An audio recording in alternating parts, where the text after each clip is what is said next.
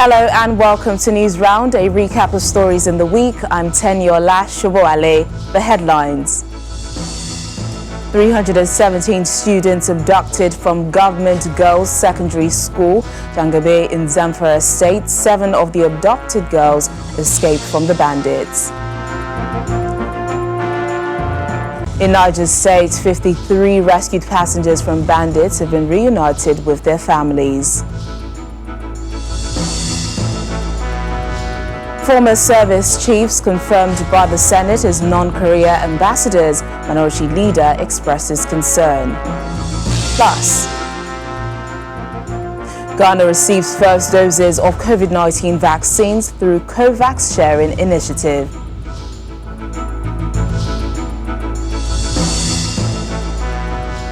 News Round takes off with another abduction, this time a girls' school in Zamfara State, where 317 students were abducted by bandits at about 1 a.m. 7 of the abducted girls from the government girls' secondary school, Jangabe in Talata Mafara local government area, are said to have escaped. The school attack comes just over a week after a similar attack on a school for boys in Niger State.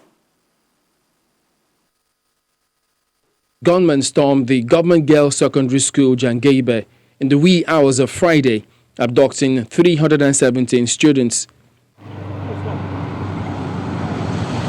Hours after the incident, the Zamfara State Police Command, led by the police commissioner, make their way to Jangabe, which is about 2 hours' drive from the state capital. The team makes a stop at this forest area, believed to be the escape route of the abductors. They take position, scouting the area. It's an established fact that students were kidnapped, and we're on the trail of the kidnappers. That's why you find us in the fringes of the forest here. It's part of our locational efforts, and it's part of our cordoning efforts in order to retrace the kidnappers and retrieve the students. Attempts to drive into the community is thwarted by angry villagers who attacked visitors, including journalists, damaging their vehicles in the process. An action condemned by the Journalists Union. While we were there, we saw some vehicles belonging to security men about 5-6 kilometers away from the village. But we dared ourselves that we could enter into the village, and we went in. It was when we were in the center of the town that one of our colleagues said we had already passed the affected school. So we were trying to turn and go back to the school when the residents, including men, women, and children, started throwing stones and sticks against our vehicles. That led to one of our colleagues who was hit with a rock on the forehead, and we had to rush him back to Gusau, where he was stitched. The rescue of the children is topmost priority, and the Commissioner of Police says he will do everything possible to get the students back. And we're working on all available intels in order to ensure that they return back to safety. Naturally, criminality is a galloping situation. Therefore, the tendency for traces of criminality to ebb up and come low is always there. But the bottom line of it all is that at the end of the day, we hope to have a situation of more positives than negatives. The attack is coming less than 24 hours after Dankurumi community in Maru, local government area of the state, was attacked, and also hours after the governor received some repentant bandits who embraced amnesty. Away from Zamfara State to Niger State, where it's a story of rescue, as 53 passengers earlier kidnapped by bandits have been reunited with their families. Some of the victims who recounted their experience in the hands of their abductors called on the government to find a lasting solution to the security challenges in the state. Refreshed and dressed in new clothing, the rescued abductees are now ready to go home after medical checks have been carried out on them the previous day.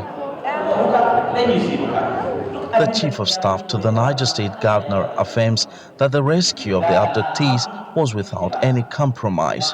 It is the policy of the state government not to offer ransom, but of course we are dialoguing to see how we release them unconditionally, and that is what was achieved.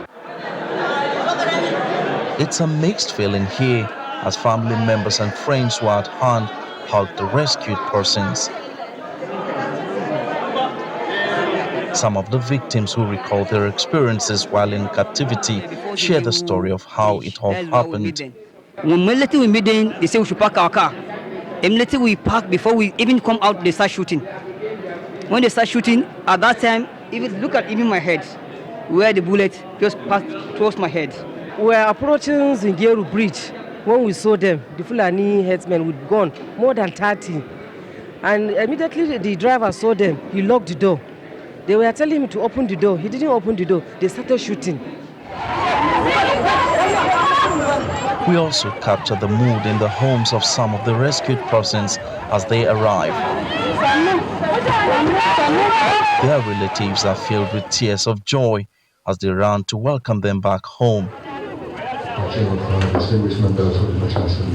At the government house, Governor Abubakar Bello received some members of the National Assembly, led by the Deputy Chief Whip, who commends the government for rescuing the abductees, just as Governor Abubakar Bello says those abducted from GSS Kagara will soon be rescued.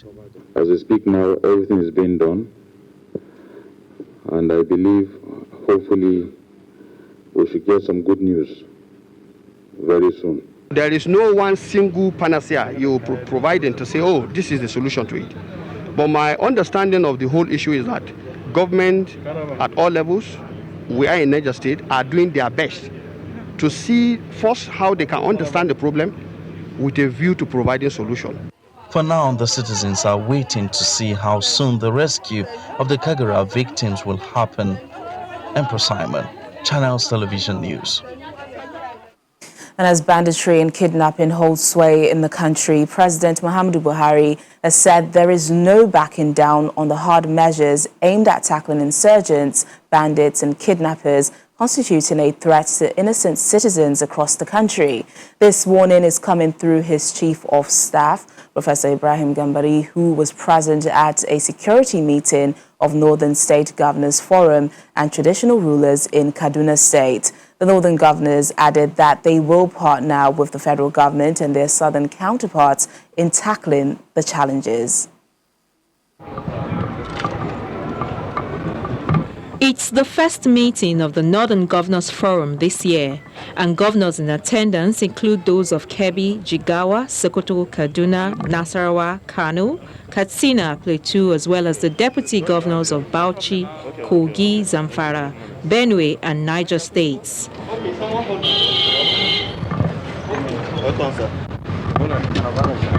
The Chief of Staff to the President, Professor Ibrahim Gambari, the Inspector General of Police, Mohammed Adamu, the Minister of Information and Culture, Lai Mohammed, the Sultan of Sokoto, Alhaji Saad Abubakar, other traditional rulers, as well as representatives of the Northern Elders Forum, also graced the occasion. Describing the meeting as long overdue, Governor Nasser El-Rufai says the aim is to deliberate on the security challenges and other socio-economic issues confronting the region. We continue to grapple with the challenge of protecting our youth from the vice of drugs and substance abuse and empowering them with skills and jobs. The detailed agenda for today's meeting reflects an awareness of these challenges and our determination as leaders to address them. The President, whose message was presented by his Chief of Staff, Professor Ibrahim Gambari, says bandits and other enemies of peace will no longer be given any breathing space. It therefore advises those profiling criminals along ethnic lines to desist from the act. At the same time, we are confronting the various dimensions of security challenges that continue to slow down the emancipation of our people from poverty and economic deprivation. The government will continue to deal with insurgents, bandits, kidnappers, and other criminals who constitute a threat to innocent citizens across the country. criminals are criminals and should be dealt with accordingly without resort to ethnic profiling. Traditional rulers and elders from the north also added their voices by making submissions to the political leaders for possible implementation. We must come up with possible solutions to all these problems, and we must continue to chat and continue to discuss more and more, never to give up. And we must never be tired of sitting down to talk on issues. At the end of deliberations, the chairman of the Northern Governors Forum, Simon Lalong, presents the resolutions arrived at the meeting. The Northern State Governors Forum resolved to work assiduously and jointly with federal government in tackling the challenges of insecurity in the country, to create conducive atmosphere for socio-political, economic growth and development of the country. The forum reiterated its commitment to work in synergy with the southern counterparts and appeal to their colleagues to extend their presence in the northern part of the country in order to enable harmonious and peaceful coexistence among citizens and other ethnic nationalities. Going forward, they've also resolved to partner with governors, religious and traditional rulers from other parts of the country towards enhancing security at community levels, particularly with securing the nation's porous borders. Now to the upper legislative chambers. This time, the immediate past service chiefs have been confirmed as non-career ambassadors despite opposition from some senators. Senate Minority Leader questioned the confirmation since the upper legislative chamber had on 3 different occasions called for their sack. But the Senate President deferred, saying this assignment is different from their past military roles. It's less than a week since the Senate screened the immediate past service chiefs for appointment as non-career ambassadors. This is as their nomination raised eyebrows in the public space and even among senators. Mr. President, distinguished senators. At the resumption of legislative proceedings for the week, the chairman of the Foreign Affairs Committee presents the report on the screening exercise to the Senate. That the committee received petitions against their nomination as non-career ambassadors of the Federal Republic of Nigeria, but the petitions were dismissed by the committee. But the Senate Minority Leader is seeking an explanation for the dismissal of the petition against the confirmation of the former service chiefs. That this Senate took a resolution that these men should be removed as heads of the security apparatus in Nigeria. And not just once, but 3 times we took that decision here. And for the same people to be brought back to us, to be confirmed for another appointment, that the Senate is under obligation itself to look at the resolutions that they had taken before. If they are nominated for something that is different, I think our resolution asking for their removal as service chiefs does not cross over to that nomination. So my feeling is, let's advise the executive to use the experiences of these retired service chiefs and these nominees, if they are eventually confirmed as ambassadors, to be posted to countries where they can add significant values. The Senate President quickly ends the debate and the Senate confirms the ambassadors' designates. Those in favor say aye, those against say nay, the ayes have it. As the immediate past service chiefs are confirmed as ambassadors, their replacements have to be screened before security-related committees in the Senate. The major part of the exercise is done behind closed doors. Meanwhile, their fates have been decided in the House of Representatives as the lower chamber confirms the appointments. Mr. Chairman, we found them worthy, and we have the following recommendation, which is submitted before you, Mr. Chairman. The National Assembly is inching closer to concluding the confirmation of the appointment of the service chiefs. After this exercise, The new service chiefs have their work cut out for them in revamping the nation's security architecture and bringing fresh ideas to resolve the security crisis in the country. Linda Akibi, Channels Television News. Still in the Senate, the Minister of Communications and Digital Economy, Dr. Isa Pantami, has been explaining the advantages of the fifth generation of 5G communication network. Dr. Pantami insists studies from the World Health Organization and International Telecommunications Union have shown that there are no adverse health effects from its use. During the early days of the COVID-19 pandemic, unsubstantiated theories were widespread linking COVID-19 to 5G technology. On May 5, 2020, the Senate directed a joint committee to investigate the status of 5G in Nigeria and its technological impact on residents. The Joint Committee is holding a public hearing to find out the true status of 5G network in the country and ensure that Nigerians are not exposed to unreasonable risk of bodily harm from the technology. It is assembling authorities in the fields of telecommunication, intelligence and security to discuss the 5G phenomenon. The whole truth. The Minister of Communications appeals to Nigerians to disregard the myths surrounding 5G and be assured that the federal government would not introduce technology which would be dangerous to citizens. Whether it has any negative impact on our citizens. When it comes to health issue, our investigation here in Nigeria did not show any negative impact.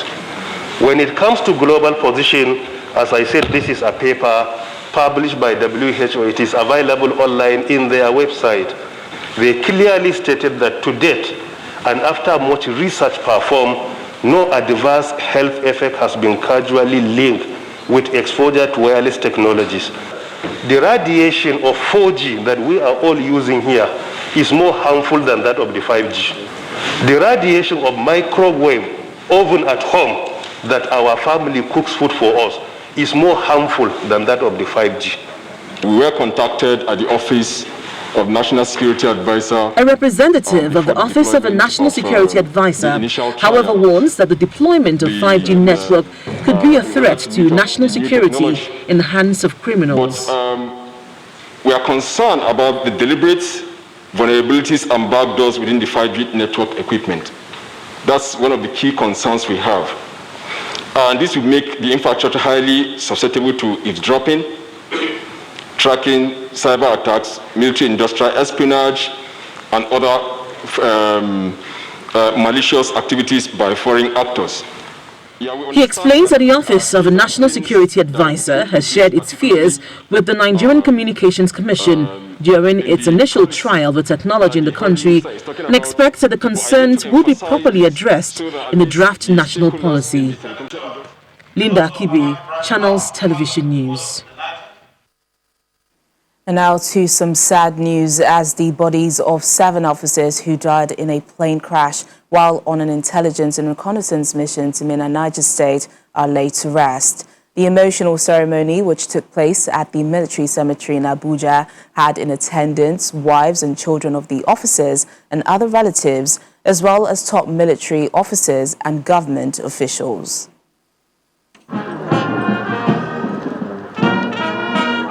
It's a day of sorrow and tears as the Nigerian Air Force buries 7 of its officers at the military cemetery in Abuja. The arrival of the Minister of Defense and other service chiefs signaled the commencement of the event.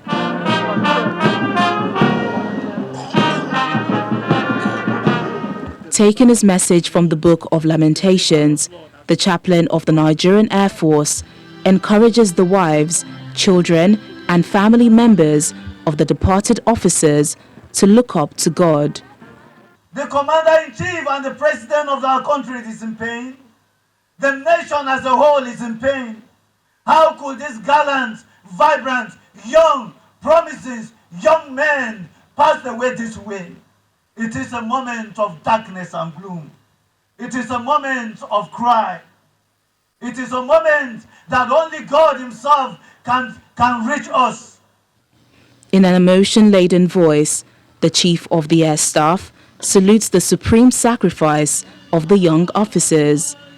These intelligent and disciplined young officers and airmen lead their quota of ongoing surveillance mission in the northeast, northwest, and more recently in the north central urban Niger State and its environment, in connection with the concerted effort to secure the release of the staff and students abducted from the Government Science College, Kagara, Niger State. The loss of these confident, courageous, professional young officers and airmen must spur us not to only rededicate ourselves to the service of our nation, but also to resolve that we must relentlessly expose and fight all agents of destabilization and extremism in our society. A minute's silence is observed. To so rest in perfect peace. May we please have our seats. Thank you. One after the other, the bodies of the late officers are lowered into their graves amidst tears and wailing by family members.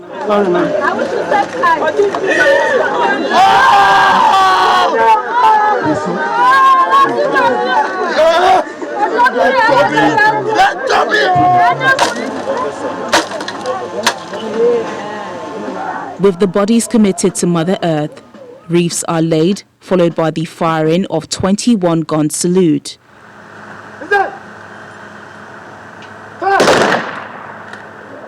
Like a bad dream, grieving family members, officers, friends and colleagues depart the National Military Cemetery as the late officers begin their final journey to their creator. May their souls rest in peace. Now, news round winds down in Ghana as the West African country becomes the first to receive coronavirus vaccines through the COVAX Vaccine Sharing Initiative. The World Health Organization program seeks a situation where vaccines are shared fairly among all nations. 600,000 doses of the vaccine developed by AstraZeneca and Oxford University arrived in Ghana's capital, Accra, this week. COVAX aims to deliver about 2 billion doses of COVID-19 vaccines globally by the end of the year.